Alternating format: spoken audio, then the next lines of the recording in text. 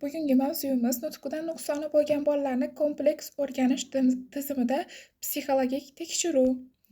Rejalarimiz nutq nuqsonining turlari, nutq nuqsonlarini bartaraf etishdagi korreksion ish tizimi, nutq nuqsonlariga psixologik yondashuv.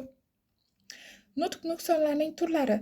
Nutq nuqsonlari turli xil bo'lib, ularning asosiy turlari quyidagilar. Artikulyatsion nuqsonlar bu tovushlarni noto'g'ri talaffuz qilishni o'z ichiga oladi. Fonologik nuqsonlar tovushlarni tushunish va eshitishda qiyinchiliklarni o'z ichiga oladi. Ovoz nuqsonlari ovoz balandligi yoki sifati bilan bog'liq muammolarni o'z ichiga oladi. Duduqlanish so'zlash jarayonida takrorlash yoki to'xtashni o'z ichiga oladi. Tez va notekis gapirish ham shular jumlasidandir. Afaziya miya shikastlanishi tufayli nutq yoki til tushunchasining yo'qolishi. Nutq a'zolarining jismoniy shikastlanishidan kelib chiqadi. Har bir shaxsga kerakli terapiya va yordam turi ko'rsatiladi. Nutq nuqsonlariga psixologik yondashuv bunda bolalardagi nutq rivojlanishida uchraydigan muammolarni hal qilishda muhim ahamiyatga ega. Bunga logoped va psixologlar birgalikda ishlashi orqali erishiladi. Psixologik yondashuv bolalardagi o'ziga ishonchni mustahkamlash va stressni kamaytirishga yordam beradi.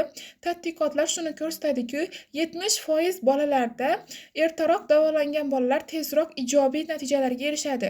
Yondashuvlar orasida musiqa terapiyasi, o'yinlar hamda ijtimoiy ko'nikmalarni rivojlantirish usullari ishlatilib, har bir bolaning individualligiga qarab yo'naltiriladi. Shu tarzda bolalarda nutq nuqsonlarini yengib o'tib, to'laqonli kommunikatsiya qilish imkoniyatiga erishiladi. Bolalarda logopedik muammolarni o'rganish. Logopedik muammolar bolalarda nutq rivojlanishidagi kechikishlarni o'rganadi. Statistikaga ko'ra, maktabgacha yoshdagi bolalarning taxminan 20% logopedik muammolarga duch kelishadi. Bu muammolar orasida dizartriya, afaziya, dislaliya va autizmga oid nutq muammolari mavjud. Tadqiqotlar natijasiga ko'ra, erta tashxis va logopedik davo 80% hollarda samarali bo'lib, nutq rivojlanishiga ijobiy ta'sir ko'rsatadi. O'zbekistonda 2023-yilda logoped mutaxassislarining soni ko'paytirilib, maktab va bog'chalarda maxsus logoped kabinetlari tashkil qilindi. Bunday chora-tadbirlar bolalarning nutq muammolarini 50% ga kamaytirishga yordam beradi. Malakali logopedlar yordamida nutq terapiyasi orqali bolalarning kommunikativ qobiliyatlarini oshirishlari mumkin. Nutq buzilishlarini erta aniqlashda bolalarning optimal rivojlanishi uchun muhimdir. Tadqiqotlarga ko'ra, bolalarning taxminan 5-10% da nutqida va tili bilan bog'liq muammolar uchraydi. Yosh bolalarda nutq buzilishlarini erta aniqlash natijasida terapiya, maxsus ta'lim orqali muammolarni hal qilish imkoniyati oshadi. Misol uchun, 3 yoshgacha bo'lgan bolalarning nutq rivojlanishidagi kechikishlar uchun skriningdan o'tkazilsa, ular uchun to'g'ri tashxis qo'yish va davolash choralari ko'rish mumkin. Shuningdek, nutq buzilishlarini erta aniqlash bolalarning maktabgacha va maktab davrida muvaffaqiyatlarini bilim olish uchun asos yaratadi. Bolalarda sezgi va harakatlardagi o'zgarishlar asosan yoshga qarab rivojlanadi. Tug'ilganidan so'ng dastlabki 2-3 oy ichida bolalar kuchli tovushlarga va yorqin yorug'liklarga reaksiya beradi. Taxminan 4-6 oyliklarda qo'llarini va oyoqlarini ko'proq harakatlantiradi.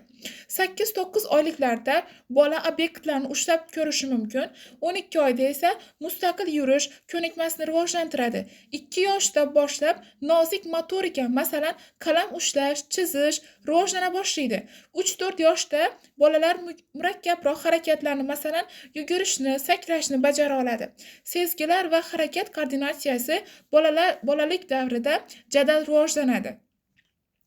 Har bir yosh davriga yangi ko'nikmalar paydo bo'ladi. Nutq rivojlanishini qo'llab-quvvatlash uchun bolalarga ko'p kitob o'qish tavsiya etiladi. 2 yoshgacha bolalar kuniga o'rtacha 300 ga yaqin yangi so'zlarni eshitishi kerak. Shuning uchun ularga ko'proq vaqt ajratish muhim. 3 yoshli bola taxminan 1000 ta so'zdan foydalanishi va oddiy gaplar tuzishi mumkin. Bola bilan suhbatlashish va kuzatish uning til qobiliyatini yaxshilaydi. Tadqiqotlar shuni ko'rsatadiki, bolalar nutqi ko'p o'qish va suhbat orqali tez rivojlanadi. Ayrim hisobotlar tadqiqotlar bo'yicha ota-onalar bilan har kuni 20 daqiqa o'qigan bolalar nutqini 10% ga yaxshilaydi. Nevrologik omillar va nutq nuqsonlari mavzusida ko'plab tadqiqotlar mavjud. Tadqiqotlar shuni ko'rsatadi: miya jarohatlari, insult, falaj, genetik omillar nutq nuqsonlarining sabablari bo'lishi mumkin. Miya so'zlash qobiliyatini nazorat qiladigan hududlarda, masalan,